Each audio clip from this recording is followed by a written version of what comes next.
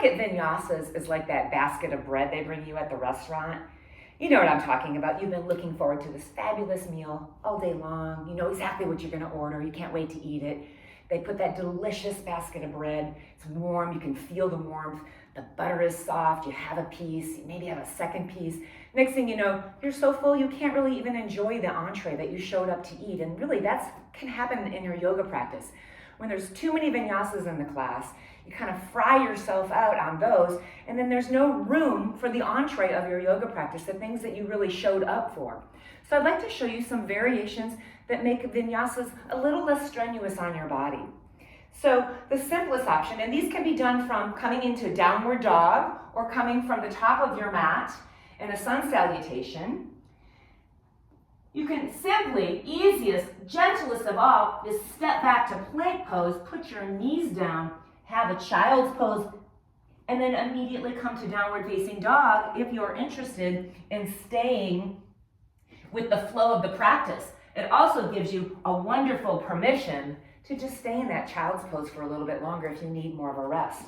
Another option, coming from the top of the mat or from downward dog, would be stepping back to tabletop pose. Just do that in one clean, foot back, plant your arms, go into a cow pose, then a cat pose, and then downward facing dog.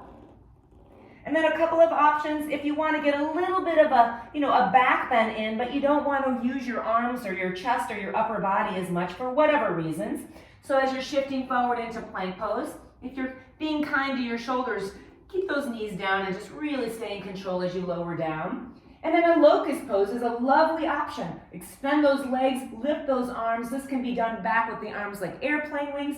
Maybe you try a cactus arm. Maybe you do a Superman pose. Maybe you do what I call a skydiver pose, bending those knees. Either way, you can always push back to a child's pose or simply make your way back from a modified plank pose.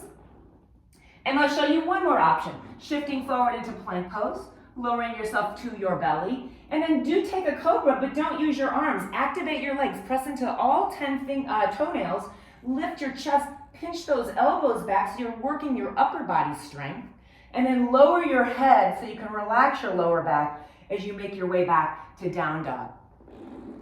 So I hope some of those options might help you, and I'd love to know what you think in the comments.